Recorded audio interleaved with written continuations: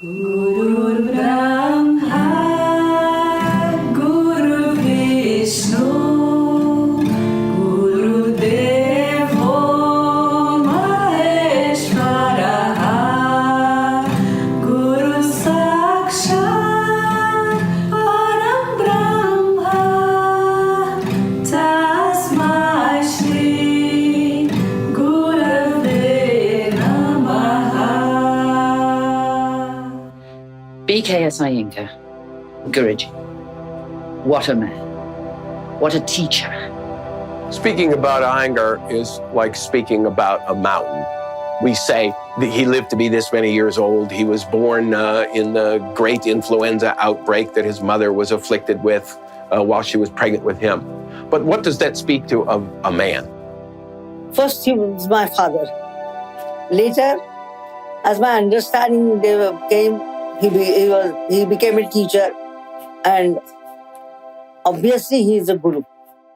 And although my teacher in Glasgow talked with great reverence about Mr. Iyengar, that was the first time I heard the term Guruji. And it was obvious in the way these people taught and their demeanour, the huge influence he had, the great respect that they had for him, the love that they had for him. I was in a bookstore when I was just a 21-year-old man and was intrigued by the photos that I saw with that book that we have come to see as the treatise of what yoga really could be. And opening the book and watching the pictures, I was totally amazed how the master was totally keeping the control of the body. I was interested as to who is this person and how can he have the same expression on his face irrespective of whether the leg is around his neck or whether he's standing straight.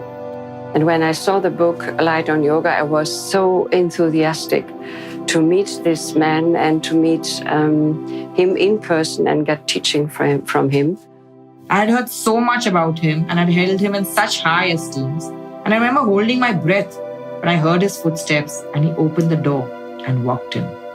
Chest first, a mighty man in a simple white dhoti kurta.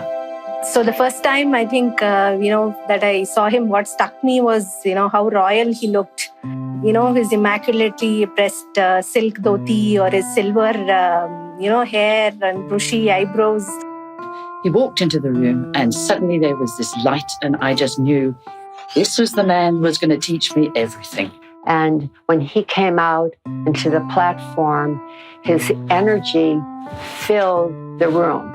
He was not a tall man, he was a short man, but his energy was very tall and very expansive. And something inside of me at that moment knew that my life was forever changed. It was a moment where from the first moment I knew that this was something very special that I had encountered. I definitely realized that he is something special. My father is something special. I could see that he is different than others. He performed something in a different way. It was awe and wonder, and there was something very engaging about it that made me want to do better, to study the subject more, to practice and really get more into it. He was very inspiring. I think when I was 16 or 17 years old, when I started catching, he realized that no more I am taking it as earlier as a child will do. Somewhere he found that I am serious about it and regularly doing. And there my father understood that I am really keen about it, and he started instructing me the right way of doing, what has to be done, how I have to lift myself, what has to happen in that asana. If I'm straightening myself, whether it's straightening of limbs or lifting of the spine. We were fortunate in Pune when we were here to see Guruji not just be the guru, a guru. We saw him when he was teaching, how he taught, and he taught in a way which was amazing. It was masterful the way he taught. In the classroom, he was formidable. We were all in awe, slightly scared. Absolutely fearful, and really wondering whatever was going to happen. From the first time he walked into the room, into that yoga hall, was just like a lightning bolt. He was so relentless and he was so challenging and he was so confronting, but he was also entirely captivating. We would just whisper amongst ourselves that the prowler has entered the class, because he really was like a lion, and he would like prowl around the class with like these leonine strides and basically strike fear in anybody's heart. Like many students, we were very, very afraid of him. If Guruji came into our classes and stood near us, we would actually go running to the prop room and stay there for some time until we were hauled out of it. To an outsider who did not know Guruji, he would think that he was, sometimes very angry with the students. But as teachers, we realized that it was not the anger towards the students, but it was an anger towards something which is not correct. So there was no such tolerance there for mistakes. Sorry, all are listening, not one adjusted. I will not teach. I will go back to India. So today alone, if you do not listen to what I say. A lot of people used to say, though, he's too strict. But when you do something, when you learn something, so Guruji was the best. Guruji used to say, it is not tip of the fingers, top of the tip of the fingers. I was surprised. How can it be? Tip of the finger itself is a top. How can it be top of the tip of the fingers? Then he said, see, this is what the sensitiveness.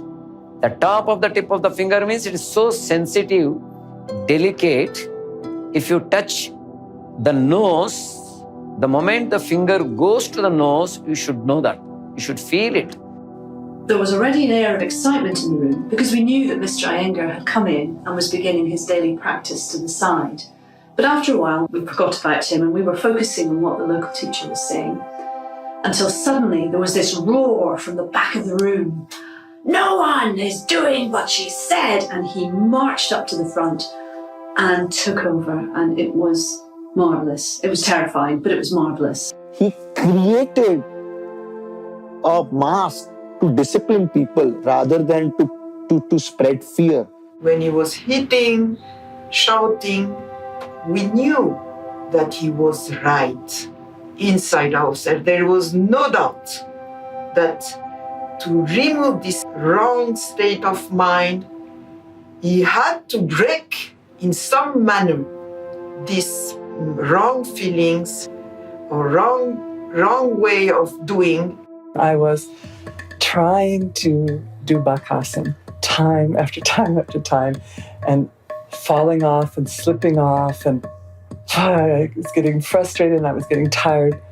And Raya came walking across the room up to me, and he said to me, Guruji sent me over to tell you that you can't expect him to come over to you if you want help with your pose. I looked up at Raya, said, okay, I'll come over. And I walked over to Guruji, and then he proceeded to put me through my paces for another 20 minutes of Bakasana practice until I didn't even realize that my arms were numb from the elbow down until I fell out of the pose, and I tried to break my fall and I couldn't even move my hands. And he said, that's enough for today. Did you learn something? And he wiggled his eyebrows. And we laughed. Yeah. Oh, and then the next day in the practice, the numbness, that's right, the numbness didn't go away. And so I was a little worried, but I didn't want to bother him. And I was over by the ropes. I was trying to hold the rope, but my hand wouldn't work. And so he came over to me, and he was so tender and sweet. He took his kerchief out of his pocket, and he wrapped my palm. He said, this one's worse, right? And I said, yes, sir, the left one is worse. And he wrapped my palm in a very specific way. And I was so surprised and grateful. And he said, now, do Bakasana again. I'm like, oh no. So he was generous, but he was relentless. We were all in Shirshasana, Shalamba Shirshasana, head balance. and he was walking through the lines of people standing on their head. And when he was coming close to my place, I suddenly felt something pushing my chin. And I didn't realize immediately, but he was just standing up straight in front of me, and it was actually his foot correcting my chin to go a little more deep down to the floor. He would exactly correct the touching that spot, which will make the person to do everything rightly. It was a special touch. For example, let us say, he may touch your shoulders, or he may touch your dorsal spine somewhere, or somewhere spine at the lower area, lumbar spine or sacrum spine. That touch will be not much for you at that time, but he will exactly touch there, and the whole posture will change. And you will come out with the experience, oh, this was different, totally different. Once I was in a particular pose, and he came from behind and pushed my tailbone. The comfort that I felt after that is unimaginable. Some could say that he had kicked me. I remember one time I was in Shirshasana during the practice, and I didn't see him coming, but what I felt was a kick suddenly just here on the ribs. So I had been sticking my ribs out in Shirshasana, and he kicked pretty hard, and he just instantly pushed that part back, and my back buttocks and legs just went up. I didn't fall, but he had this way of doing something like that and just instantly putting you into a better pose, and he knew just how much to kick and where, and then you would be there in another pose. It would just shift your reality suddenly like that. Other people would say, didn't that hurt? That must have really been awful. And I said, no, the touch was very, very light. It was light, but it lasted for a very, very long time. His ability was to bring something out in each student, to let them have their own personal experience. It was never a generalized class experience in that way. Gurujiから習った時に私は全くと言っていいほど英語が分かりませんでした。その言葉の分からない私に対してグルジーはいつも言葉を使わずにと言って without word he used to teach me. He was able to be however he needed to be for different people, and he was able to just switch instantly. But the real impact I found was in the experience that one had of oneself when he taught. When you were in his classes, he opened up a sort of hidden potential. He showed you things, or he led you, brought you to things that you never thought were possible. There was going to be a mega class, and I think it was going to be the first time there was going to be 1,000 students in the mega class. And he was sitting here in the library and he says, I think I can do 1,000 students. Meaning that all those other mega classes that had like 300, 500, 700, he wouldn't take that mega class just because 300 people wanted to come, 500 people wanted to come, 700 people wanted to come. No, he had a kind of ethics that if he couldn't see everyone, he wouldn't take that. But he had that ability to see that many people all at once, and he would correct people in the far back of the room. He would point out someone's tailbone in the very back of the room, someone else their thigh, and so forth. It's like he has as many eyes as many students are there. Like if there are 100 students, he has 100 eyes. And he had penetrative intelligence. He would go beyond the layers of the body to go to the soul. He certainly knew all about one as a person. When you met him, there was no question of concealing anything. He knew about you. So he had seen me in class, and I was laying upside down, just really boga, not yoga, I have to admit.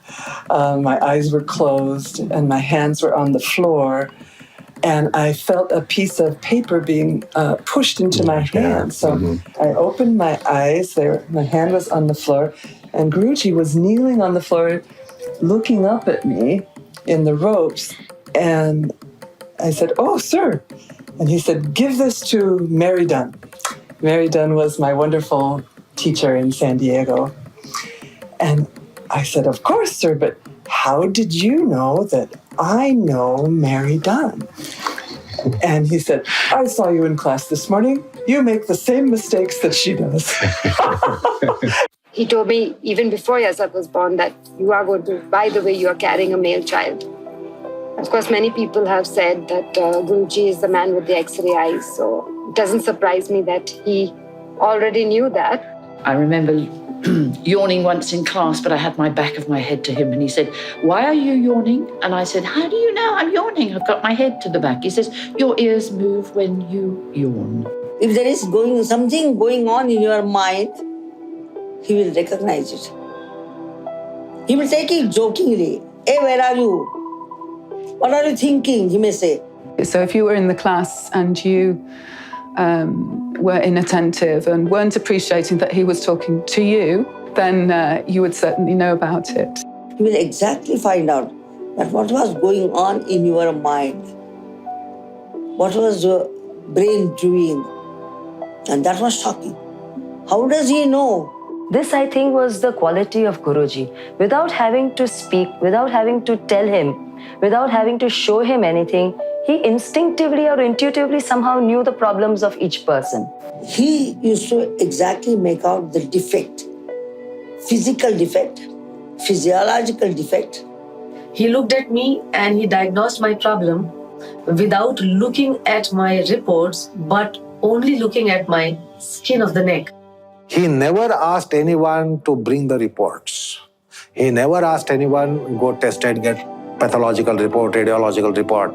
If somebody came with it, he said, turn a blind eye. He said, I don't want to look at all that. He had his own subjectivistic diagnostics.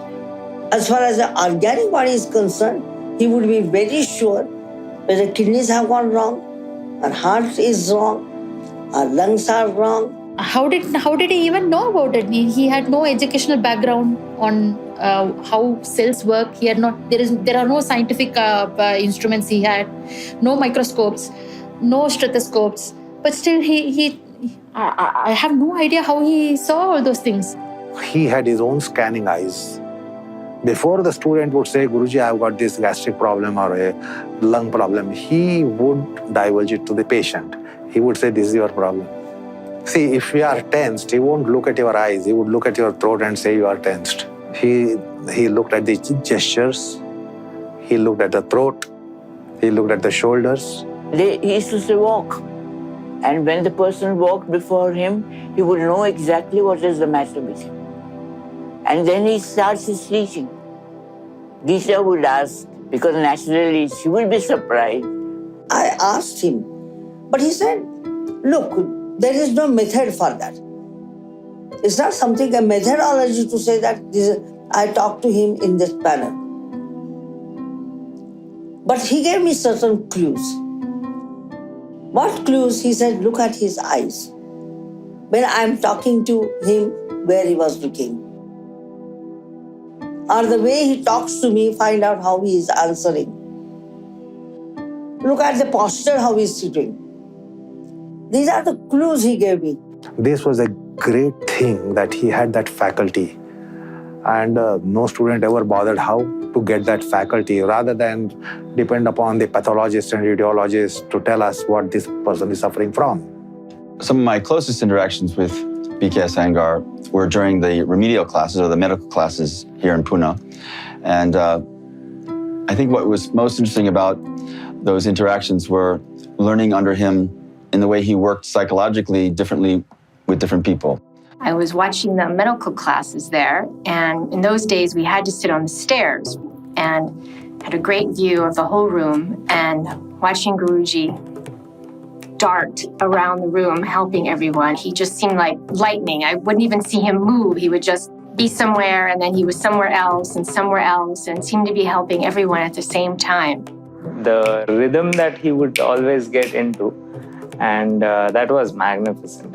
It's just the exuberance of energy that was just magnificent. And at one point, he came to help a woman who was pretty close to where we were sitting on the stairs. And he was helping her to do drop backs. And she was a fairly young woman. She had long braids on either side.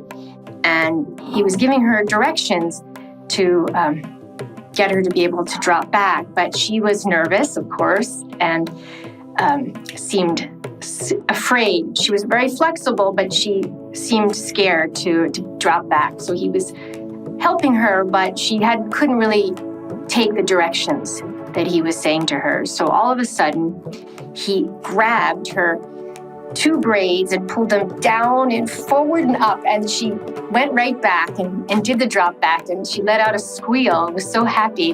And then he turned to her and turned to us and said, "See how she can open her chest now?" I tell you, he was handling the patient with his own hands. Helping each individual into the asanas. Many times he used to use his own head. Like, for example, you're lying down like Supta Padamishtasana, where one leg is up and you're lying down on the floor. And he used to be standing there behind and his head hitting out towards the person's scarf and with his hands pulling in. Arms, legs, head, neck, chest, back, everything he will make use of to support them. Not just standing nearby and say, do, I will help you. No. He knows exactly. So he used to actually make me sit in Baddha Konasana and fully himself he used to climb on my knees. So entire Tata standing on top of me. And I used to be very scared in those initial days. But it used to he actually creaked open my groins like that, to give that freedom and life over there. I had a streptococcus infection in my throat. And it affected my all small joints. So rheumatoid arthritis like that. So I could not hold my pen, I could not open the lock, I could not hold the cooker, nothing I could do. Then when I came in June to Pune, he made me to do many postures. And especially full arm balance, it was really, when doctors were surprised. He put the slanting plank and kept my palm on it. And I used to do full arm balance. And slowly, my pain also gone. And when I went back to Chennai, so doctor said it is amazing because this disease cannot be cured. Your father has done something which is really, for the medical science also it was surprising. He has given life to many people who had medical issues, health issues. I had a lot of trust in him, and I believed him. And this finger, he treated me. I'm telling you, this was tough for me, And especially for the wicketkeeper, index finger is very, very important when you collect the ball. Everything comes here. And this finger was treated by him, totally. And I used to cry literally, And he used to push me so hard, because hanging on 2 fingers like this. And it's not only 1 minute, 2 minutes, it used to be there 5 minutes, 4 minutes, push me hard. You will be amazed. He used to put me in some poses where I could actually palpitate my own kidney. It's very difficult to believe. And nobody, of course, today knows those poses or remembers those poses. But till I was with him, my blood pressure, kidney function, and everything else continued to remain absolutely normal. Then there were quite a few who used to come with weakness in the arms, legs. Standing itself was difficult. They were physically challenged. He could not be stipulating the classical postures and actions of yoga. So therefore he thought that they should be given some assistance. Suppose person having a heart problem, blood pressure, this kind of patient. So how to make them to bend on the back side? So he understood that if the asanas have to work, one must be in the position. And therefore the props were developed. So you will be surprised that he used to have whatever in the house, a small bed. And in those days, cotton bed which you could roll it. So cotton bed he will use. The chapati roller, simple thing, he will use it. We had a stick, a simple wooden stick, he will use that and will make that area to work. I developed a pain over here. And he gave me a stick like this. He picked up a stick which was lying there. And this is what you do. You do it a few times and your pain will be gone. Now this pose is not given in any yoga book anywhere in the world. Only Guruji could innovate and only he could teach you this. Things that I could not even imagine could be used would prove to be such a valuable aid in enlightening or showing something. Couple of things it came accidentally. So there was one belt was lying in the institute. Then he just took the belt, put it on the back side of his hand. Then he went to Sarvangasana and he said, oh my God, rather than telling to people, go on Sarvangasana, take your elbow back. Better lock his elbow now only in the belt and let him go up. So something should sustain so that posture can work for remedy. If you are sustaining your body, the posture won't be really working to disseminate the effects. So that's why he developed props for yoga to work on you. If yoga doesn't work on you, how can you get remedy? He observed and he incorporated props. So did he invent props? I think he would probably challenge that. He would say, I observe nature and repeat something. So is that invention? It certainly is. It certainly is in some perspective. There are many people who have started calling it as prop yoga. So they have kind of bought all the props, they own it, but they don't know how to use it, what to do, or reach out to the core. And these days I keep on telling them, you don't know what hardship he had to create these props, because it has to suit the human body. Guruji used to say, it's a chumbal. And this is the Guruji's last research of the prop. In 2011, when he went to China at the age of 93, in front of the audience, which was around 1,200 students from China, he said, look at me. I have been teaching for such a long time. And till that time, when I was doing Baddha Konasana, I used to put a wooden brick, which was like a block. I should have realized that the buttock is shaped, it's curved and it's rounded in shape. And the chumbal is what it is taking that shape and giving you that support. So I have been, this is what I've invented now, and that's what I've realized now, how stupid I've been to use a wooden block. So small things that he did actually have touched me much more, especially the simplicity and humility and his ability to say, I'm still learning at the age of 95 when the whole world, and to say it in public. He was always ready to say, I do not know. In spite of the fact that he knew so much, if he did not know, he said he did not know. And or he may, there's a problem which came up while he was teaching class. And he, in his younger days, and if he did not have the answer, so he says, okay, I will tell you. Then he would practice at home to find out what is the real answer to the question which has been posed to me. So it's not just, he's going to try one thing and that's going to work. Maybe even putting himself in harm's way, trying out different things. If he was going to prescribe something to somebody, you wanted to know, what are the things that work, what doesn't work. His body was like a laboratory. He would practice on it. He was severe with himself. Not that he pampered his body. He was a dedicated practitioner himself, and he was severe with his body to experiments. Therefore, he has often said, when I teach, I am a scientist. Actually, if you are teaching, you should be a teacher. But then he never had that opportunity. He said, when I teach, I am a scientist, because I have to evolve person to person, what are the requirements. If this person requires this chair, somebody requires a taller chair. So he had to work that way. He said that his students, in a sense, were his teachers, because he saw what mistakes they were making or something if they were doing right, which he probably had not realized. But he would imitate them and say, oh, this is something which is new I am learning. He was never a one-way street that means I know it all. So he was, in that sense, very scientific. Just like in science, there is always an inquisitiveness to know more about more things. That kind of inquisitiveness was certainly there, I can say. His intelligence, the way he introduced yoga, the way he studied every day in the library, the yoga texts, his explanations. And he was amazing that a man who had no academic education had such a lot of knowledge about this line. So when he was writing the Yoga Sutra of Patanjali, the text was ready, but he was telling me that there are lots of things that he would like to experience before being sure and to put them on the page. Finally, we reached in 92 to the final editing of the work. In the same place in this library, almost on the same table, I was doing the editing work, and one of my friends was entering them in the computer, and Guruji was supervising the whole work.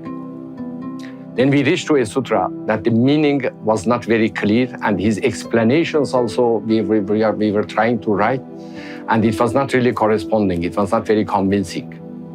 We were working day and night. And one night, it was around 4 o'clock in the morning, somebody knocked my door because I was living upstairs in the institute.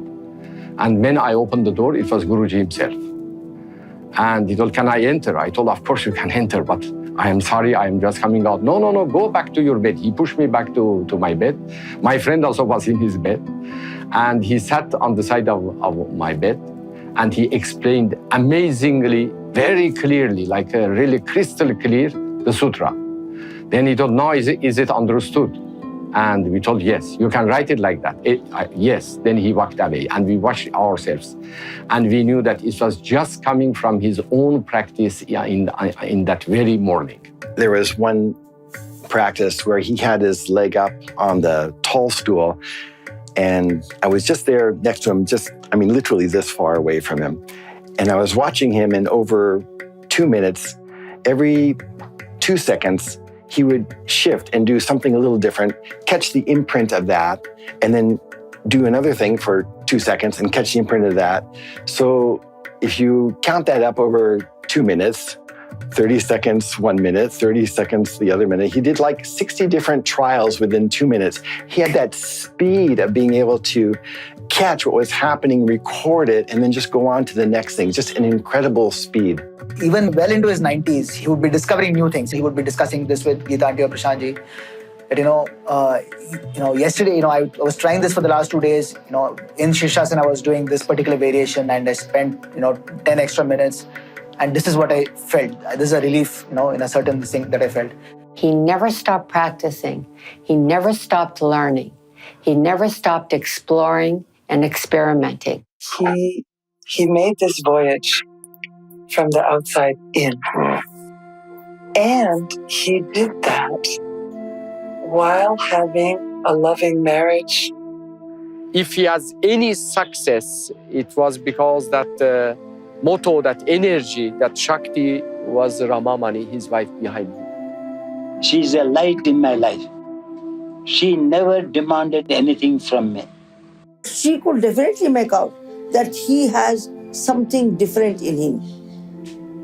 So she gave full sort of support, full freedom to him, whatever he wants to do. Hours together he used to practice. She never objected to that. Early morning he used to get up at 4 o'clock to do the practice. She never objected. She would help. After marriage, my progress on yoga is on account of her. I use her as a mirror. They had a very good understanding of each other. He respected my mother as a householder, looking after everything, looking after the house, children, kitchen, everything. He used to take her for shopping. We have seen every Sunday my father used to come from Bombay and he used to reach Pune by 3:30. By 4:35, my father used to take my mother for shopping. Many times Sunday he used to go to Dadar and bring betel leaves because my mother used to like it. On Sunday night we used to go for the walking and my mother while walking she used to make veda for him and they used to have. On the road also she used to have one finger tuna and another finger leaves. We used to wash everything, clean it, everything and while going they used to eat and go. Never they fought with each other. Never there was a quarrel, fight. In front of us, it never happened. If at all, if they have spoken to each other, that's a different way.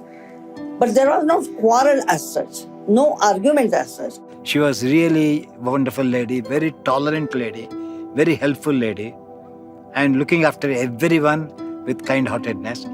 Both of us lived very happily for 30 years. But after passing of my mother, he was both mother and father.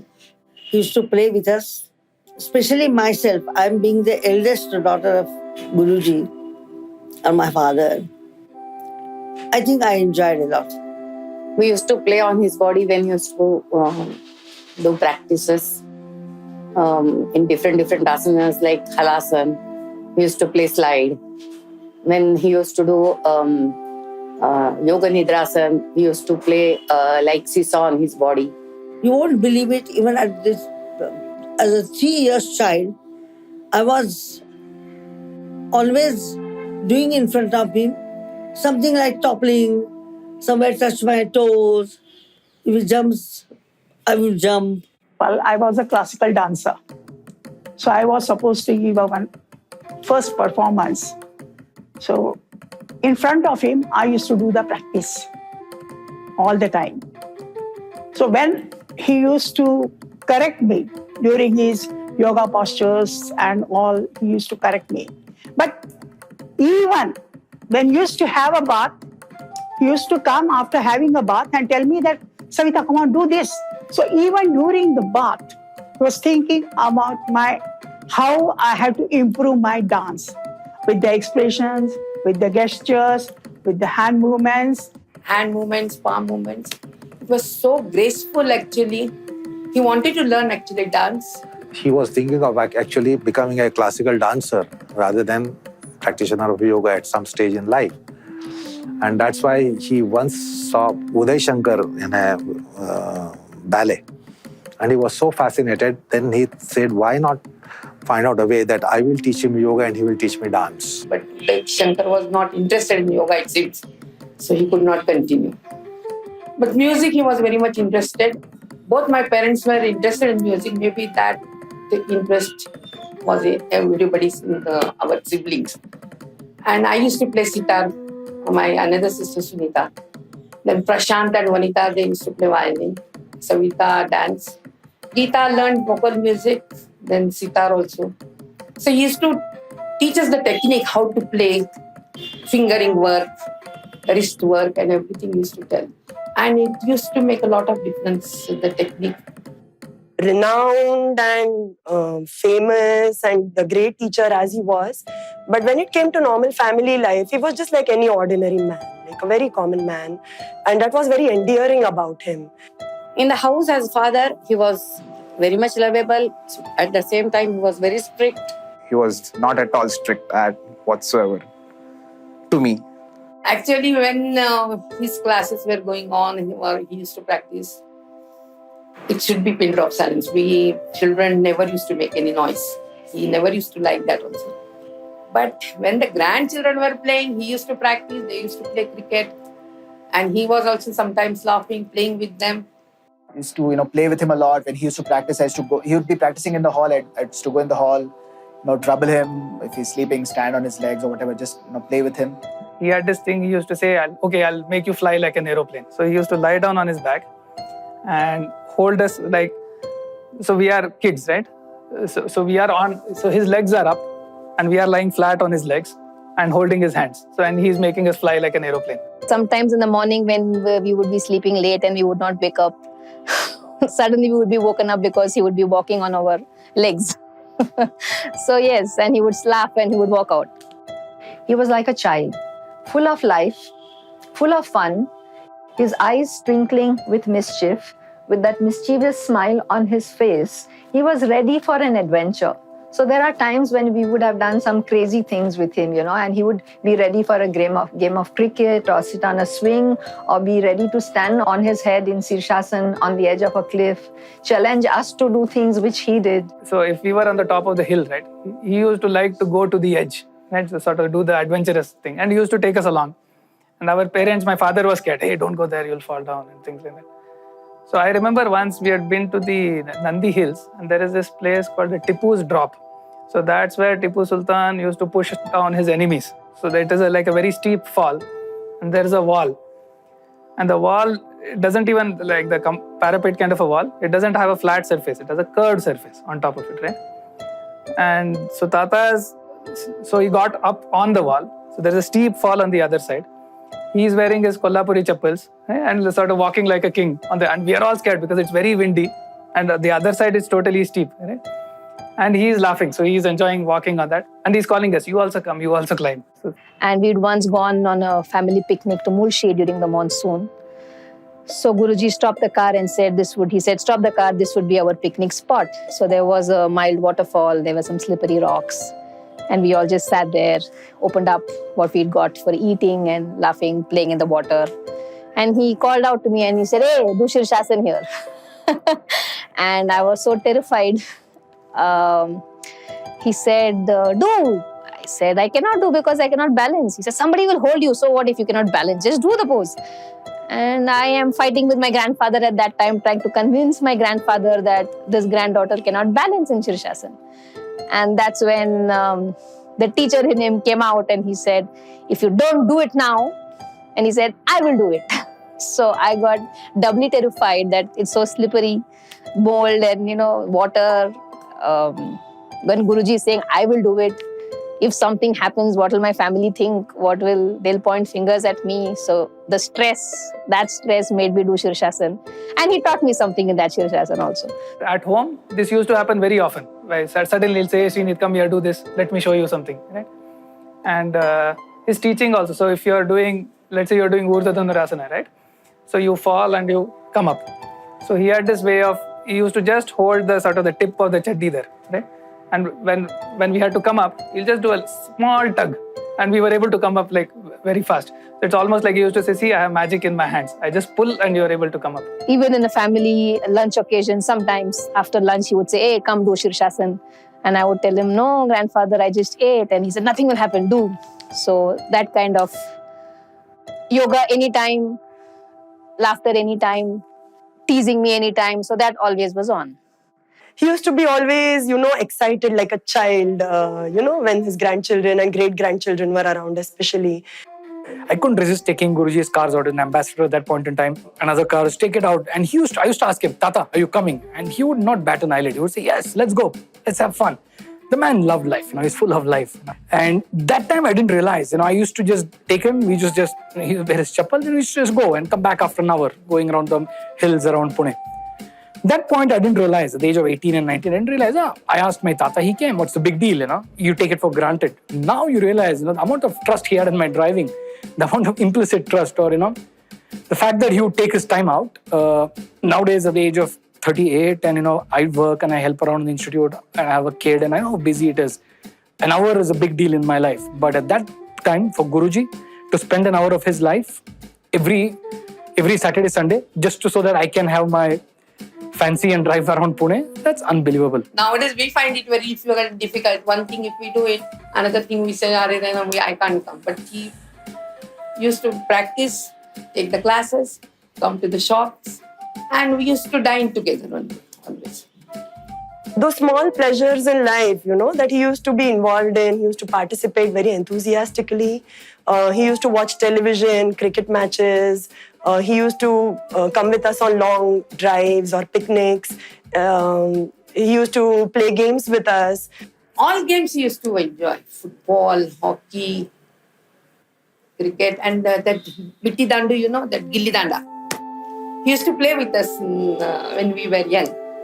He was always a sportsman. Basically, he was a sportsman in that way. Though yoga he took, that way nobody guided him to play any sports or anything. He was very fond of cricket. That is why the radio came to our house to listen to the commentaries. I remember it was the Champions Trophy final, I guess. India versus England. Last time India won the Champions Trophy in England. So we were watching it in Pune. And everybody had gone to sleep. Only we both were awake. The match went on till 12:30 or 1 our time. India won the match and we were watching that. Not only cricket, football especially. World Cup football is something we used to watch together. And the last finals 1 month ago was the first finals that after 5 straight finals I did not watch with Guruji, 98 to 2018. So it was a little emotional watching the match alone. Watching investigative detective shows on TV on a Friday night or Saturday night, accompanied by cold coffee, is something he used to love. Every Friday nights, it's going to be a cold coffee night. So myself and Harith, my husband, we used to make cold coffee. We give him and he'll say, oh, it's too strong, da. It's too light, da. Little less sugar, little more sugar. The blend is little less. You should do this more. You should take this kind of a vessel. It might be multiple instructions. He had this thing about creating new dishes. Put honey in this and mix this with that and see how it tastes. So all that was a lot of fun. Simple things like, festivals he used to enjoy a lot. So we used to prepare this faral, like the Diwali snacks. He used to enjoy all of it. He used to eat heartily. He used to make us also eat heartily. At the end of the course, there would always be a big meal, essentially sponsored by the family. All my aunts, my mother, all of them would cook. We didn't have any catering. The highlight would be there'd be some bisi bade baat, fruit salad. Fruit salad was like a specialty, and we'd all sit in the hall downstairs, and Guruji would insist on serving everybody. He would make sure everybody took a second helping, third helping. And I remember that he gave me so many jalebis to eat. I kept putting them in my plate. I really had a hard time finishing them. But because Guruji had given them, it was like prasad for me. I had to eat them. So I really ate all of it. And my stomach was probably also hurting. So he smiled. I told him, it's too much for me. So he just smiled and said, go up to the hall and do Supta Virasana. Everything will be fine. And I did it, and believe me, actually it helped, it really helped me digest all those jalebis. So in him I found this father figure, very caring, very generous, very, very warm, full of love, full of affection. So I was amazed to see how this man could be at the same time a guru, a yogi, a sadhaka, a father for his children, a grandfather for his grandchildren, a teacher for his students, and an amazing friend. He was my very good friend. He was my guru. He was my everything. He was for me like father. Guruji no blessingをいただき、彼にGurujiは she is like my daughter, so you have to look after her というふうに言ってくださったんだそうです。それが私たちの結婚のお祝いでした。You felt such a deep connection with him. It was surprising how many people said this over and over again. And I don't know anybody else who connects with people like that. I've never met anyone who has that ability. Because one of his main quality is that he was not at all selfish. Not at all. What's not there to like about him, I really don't understand, whatever, he forgets things very easily, the moment you fight with him, the next moment he just forgets. We had a heated argument, I had myself and Guruji, regarding our trust activities only. I was traveling from Belur and he called me over phone. I was in the car only. We both had a heated argument over phone. And in the family, everybody was surprised in Pune what will happen. But nearly half an hour we argued over phone itself. Then after 5 minutes, we called again. We are laughing and enjoying. I have not seen anybody like that. My ego comes into my way. I'll say, you fought with me, right? So let me be angry for some time. And I'm not going to talk to you for some time. Let me be. It's never the same with him. Even in his most angry moments, he would waggle his eyebrows a little bit at you, and there'd be that twinkle in his eye, even while he was reprimanding. It can happen even when he's scolding you in a class, or it can happen when he's pulling your leg, but he used to have a twinkle and, and a sideways glance, and used to smile a certain way. He saw one of his students, Dr. Manoj Nayak, sort of walk into the hall. Then he said, Ata gammat karto. That means, I'm going to have some fun. So now Manoj Nayak is a student of Guruji, and he takes everything what Guruji says seriously. So Guruji called him and says, oh, do you know that you are leaning on one side? So, whether he was leaning or not, he thought that if Guruji is saying something, then it must be true. So he says, yes, sir. So he says, okay, you know why? So he says, no, sir, expecting Guruji to tell him, how his weight was going on to one side or something like that. And then he says, see, when you were shaving, you have cut your mustache at one end. It is cut more than the other, and that's why you are leaning. I can guarantee you that his sense of humor was unbelievable. His zest for life, living life to the fullest, was unbelievable. And you can see some great photographers have captured that. The sheer openness. He's just in the moment laughing, Guruji's laugh was beautiful. He was like a child. He would laugh wholeheartedly, no doubt. He used to crack jokes, play pranks, and those jokes were cutting. They were timely, they're apt, Pandu was taking a class, and what we did was we had like a prank planned essentially. So in the beginning of the class, the prayers were going on. All the prayers, Pandu was saying the prayers, and while he was doing that, one of us just went and kept a water balloon behind him, And we thought, he'd get up and he'd get all wet and it'd be a lot of fun. For some reason, that was like a very funny thing at that time.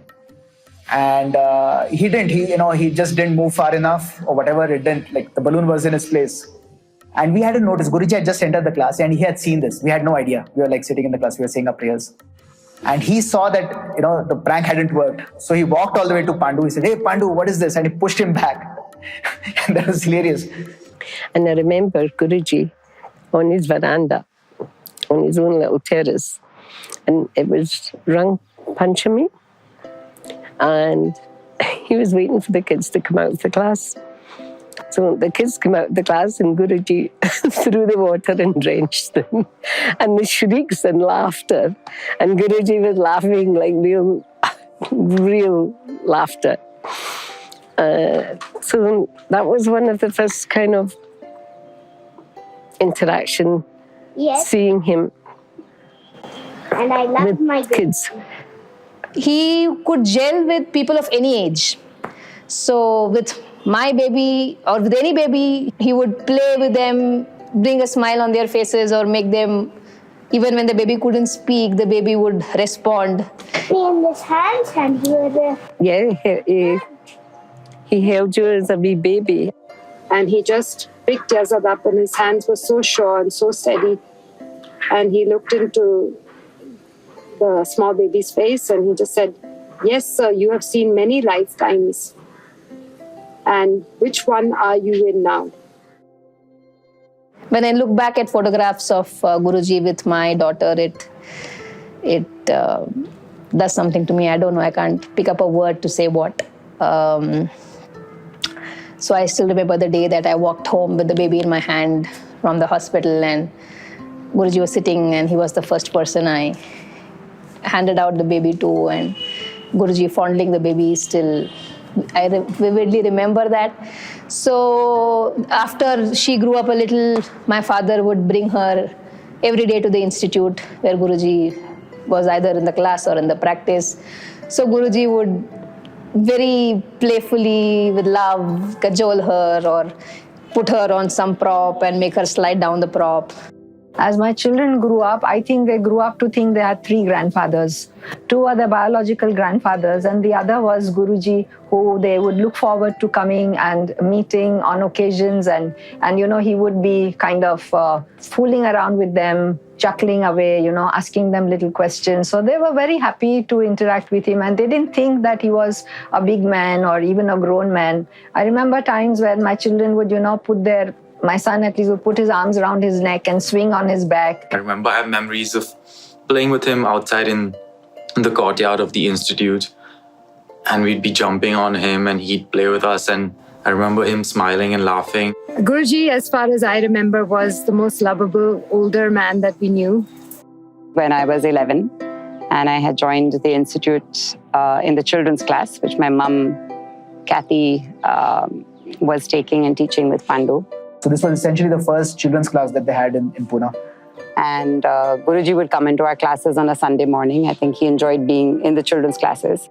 We didn't recognize him to be our guru at the time. He was just someone who was fun, who would come into our class and bounce us about. We used to often be bribed with 5-star chocolates to do certain asanas. And he said, "You think you are 5-star, huh? You think you're a 5-star?" And he gave me this chocolate. So I think we had a very relaxed relationship with Guruji in those days. It was so much fun. It was different because Guruji was different with the kids. And there was a lot of laughter and nonsense. And also Guruji knew that, if you, children, there's a different mindset. You can't ask them to stay in a pose for 10 minutes. They're just going to get bored. So he devised a new set of, a new way of teaching. It was more dynamic, more, active, to keep, kids like us more interested and, not get bored. So we had other teachers taking the classes. But when Guruji used to come, it was always a special day, right? And often when he used to come, he didn't really announce his coming. So he'll sort of sneakily come in the back, hiding. And slowly some boy would see that Guruji is in the class, in the hall, right? And slowly the whisper used to go around, that Guruji is here, Guruji is here. And suddenly everybody's poses are 100 times better because they all know that he's there. Oftentimes, even if somebody else was taking it, if Pandu was taking it, he would just come in halfway through the class and be standing in the corner. And as soon as he entered the class, all of us knew that, okay, now this was going to be fun. As soon as he would take over, invariably he would take over. He'd let Pandu or whoever teach, and he would say, hey, this is not the way to teach. This is not the way to do it. Come, I'll show you. And then onwards, it was like tremendous fun. Very, very, he would be like 2 steps ahead of us. He would ask, he would do things, he would say names of asanas, or he would do it, and we had to follow. And it was, extremely fast and a lot of fun. We would always enjoy these classes.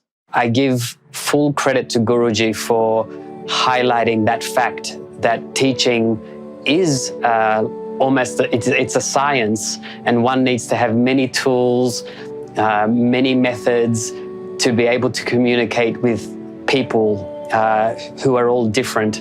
The thing that Guruji always taught us is not to teach anything that you don't understand. And so one of the things that he gave us, as well as practice for just our life, is practice for our teaching. When I was not really yet a teacher, my teacher in San Diego had asked me to substitute classes for another teacher who was pregnant and not feeling well at that time. So I had taught 2 classes maybe. And it was at this time that Guruji was in San Diego after a convention, and he came to our center. And it was so funny because he asked all of the teachers to teach in front of him. And if you have any memory of teaching in front of Guruji, sometimes you could get 4 or 5 words out before he'd stop you and make a correction. So he went through all the teachers in San Diego, and he put his hands on his hips, and he turned to my teacher and said, "Don't you have anybody else?" And my teacher turned to me and said, "Well, there's Mary." So Guruji said, teach something. So I taught Parsvottanasana, and the students, they weren't putting their heels down on their back leg. I'm like saying, put your heel down, press your heel down, stamp your heel down. And inside my head, I was saying, please, please, please put your heel down because Guruji is watching me. And Guruji interrupted and said, do you want me to tell you how to tell them? And I said, yes, sir, thank God. And he turned around very quickly and he said, unlatch your heel to the floor. And there was a thud in the room as 50 heels went down to the floor. And he turned to me and he said, follow now. When Patricia Walden and I went to Pune to ask Guruji what we're going to do when he's no more, he said, when you practice with honesty and integrity. And when you're teaching, observe your students. The way I teach, what I teach, how I teach is directly influenced by Guruji.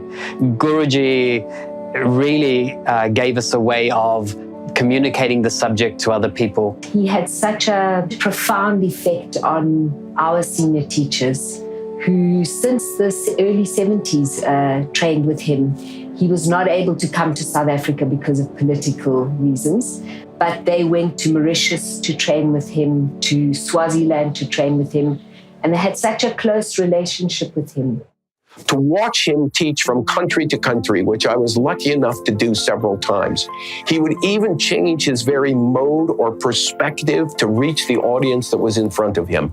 Not so much to draw them to him, because his belief, I honestly think, was not in his own abilities, but in his belief in the subject which he had given his life over to. Even if you don't know about Iyengar Yoga, you're doing Iyengar Yoga because it has spread around the world everywhere. No matter where I go and who teaches, I find that the Iyengar method is so rooted in tradition and discipline that instructions remain constant and, similarly precise. I was on holiday and we went to a small town in North Carolina in deep South of America, and I happened to notice there's an Iyengar studio with one teacher teaching Iyengar class, and I went to it, and it was the same thing, the same thing you do in Pune, the same thing we do in London, the same thing we do in Cambridge. It's everywhere. It's like in England when I go. It's in America. I know studios that I can just walk in and it feels like home. We are worldwide. We are renowned for the healing capacity of Iyengar yoga. So even in Germany, where I am from, there are two big university hospitals. They just do research work on yoga. Йога Иенгар началась в нашей стране в 1989 году, когда он приехал к нам впервые. То есть прошло уже много лет, более 20. 6 years ago, I was able to open my own Iyengar Yoga Center in San Marcos, the community where I live. I opened the Iyengar Yoga Institute of Birmingham in 2002. En 1992, con su bendición, fundé Sadhana de Yoga Iyengar. In 1988, the Japanese Iyengar Yoga Association was founded with only 7 members. Now there are about 120 Iyengar Yoga teachers in Japan. 1994 haben wir den Iyengar Yoga Verband gegründet und seitdem gibt es mittlerweile 450 Lehrer in Deutschland. A lo largo de 10 años, formé a más de un centenar de profesores que hoy en día están expandiendo su enseñanza en centros dedicados a difundir exclusivamente el método de yoga Iyengar. Our studio was dedicated to Iyengar yoga, and we started building up quite a few student base, and that little studio became a hub of Iyengar yoga in Istanbul. The yoga community in Glasgow is growing all the time. So we now have senior teachers. We now have a far bigger pool of people who are studying all the time there. I don't know that Guruji intended to unite the world in that way when he started practicing as a young boy.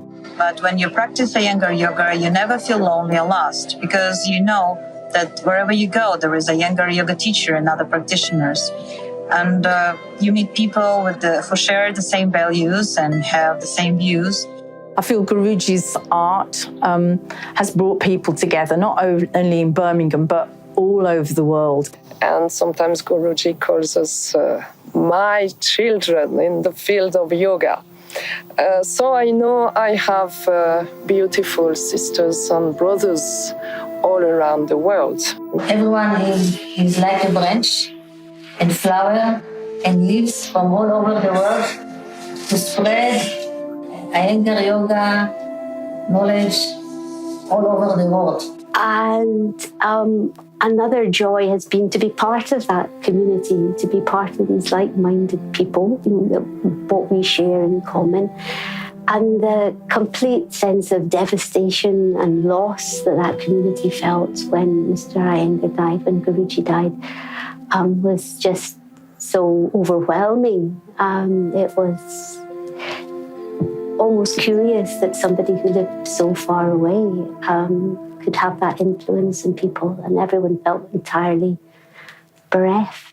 He has helped millions of people, and people who have different lives. He was open to explain and to pass his knowledge to everybody. He didn't make difference to who you are.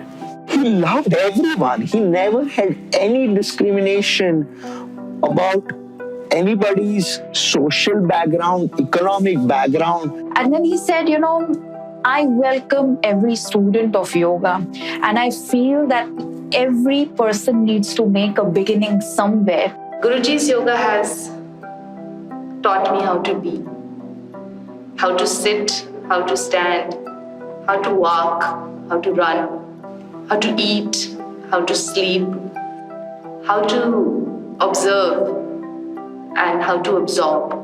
It satisfies me creatively, the joy of exploring and learning new things and trying new things. And the reason I can continue to be a photographer, carry those heavy backpacks and equipment, is because I do Iyengar yoga. Dank seiner präzisen Anweisungen, die mich gelehrt haben, den Körper wieder korrekt auszurichten und damit den Fluss des Atems auch wieder korrekt zu spüren.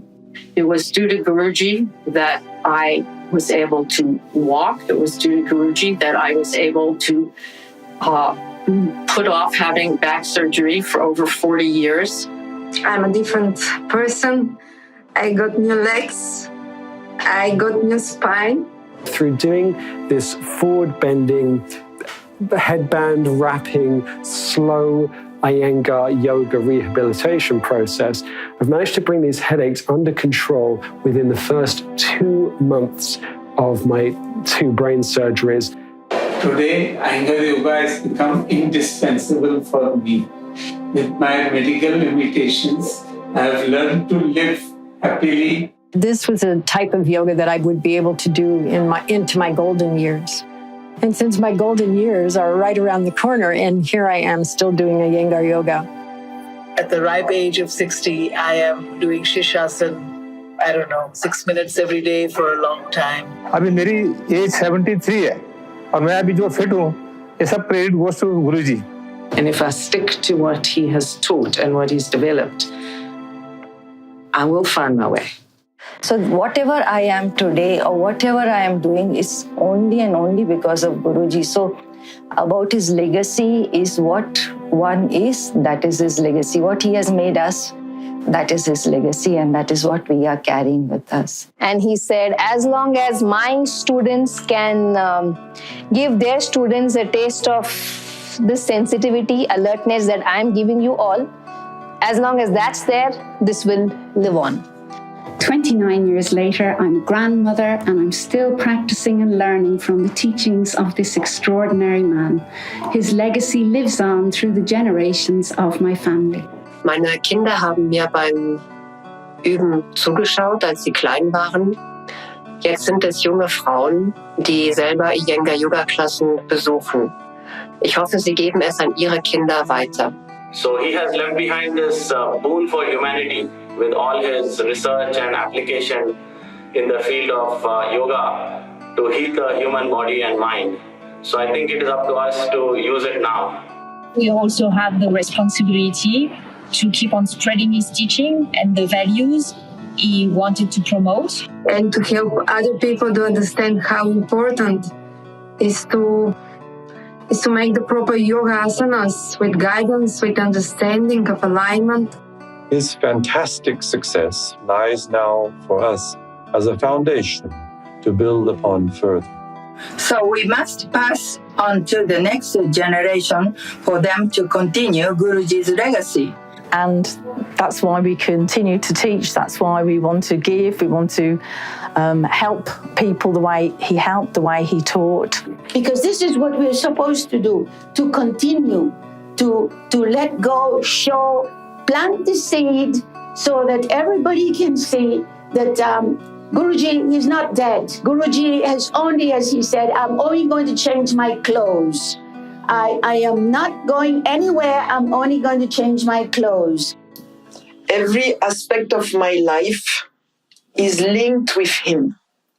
Whether I sleep, whether I eat, whether I practice yoga, everywhere Guruji is with me. So I am lucky, I was very lucky to have been in and around him, not just in the institute during the classes or during practice, but also at home, because now that he's no longer there, each memory that I have of him is a valuable thing for me now. Guruji's never far from us. He's certainly never far from me. He's always there on my mat. And those lessons, the tools that he gave continue to evolve. And for that, I'm eternally grateful. And he really tuned in and made us understand that his method wasn't his method, that he was teaching yoga and that we were calling it Iyengar Yoga, and that it was something greater than him. And then what he taught us is something so much greater than all of us. We can practice and go on in our life and follow the path so that maybe one day his sentence, may my end be your beginning, may be true. I always thought of Guruji's teachings as rainfall. It was a downpour, and whoever was lucky enough to be in that field received that. So he never chose or he never selected that he would teach this person and not that person. So whoever was there just received it. So it is the the onus is upon each one of us who's received that rainfall to keep it alive and to pass it on as parampara. If you are all practicing yoga, do not be carried away, but continue. The light will come on its own. The fruit will fall to the ground when it is ripe, is it not? We are practicing yoga. So as we are practicing yoga, the fruit has to come when the body and the mind is ripe for it to fall. Then that is known as self-realization. Because you have to tender the tree, you have to look after the tree for the fruit to come. So also you have to look after the body and the mind, which are the tree of the soul, which are the branches of the soul. So they have to be looked after so that the essence may come out and you drink the essence of the soul.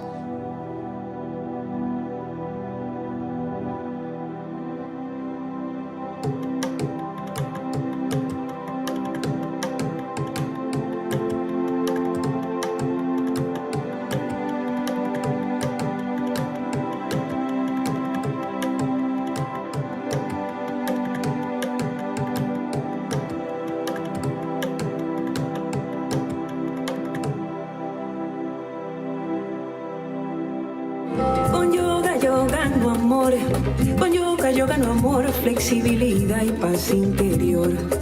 Con yoga no amor. Con yoga no amor, flexibilidad y paz interior. Pierdo miedos, gano confianza, la luz del sol me abraza. Soy el perro que ladra, el gato, la vaca.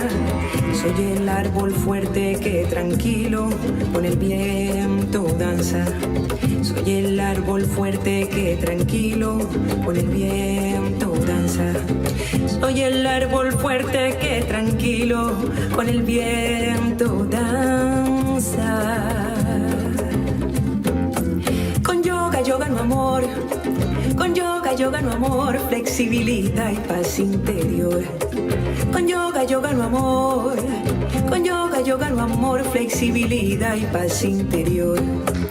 Vuelo como mariposa de muchos colores, donde flores de ricas fragancias. Vuelo como mariposa de muchos colores, donde hay flores de ricas fragancias. Vuelo como mariposa de muchos colores, donde hay flores de ricas fragancias. Con yoga no amor. Con yoga no amor, flexibilidad y paz interior. Con yoga no amor. Con yoga no amor, flexibilidad y paz interior. Pierdo miedos, gano confianza, la luz del sol me abraza. Cuido mi cuerpo, mi hermoso templo, lleno de salud y esperanza.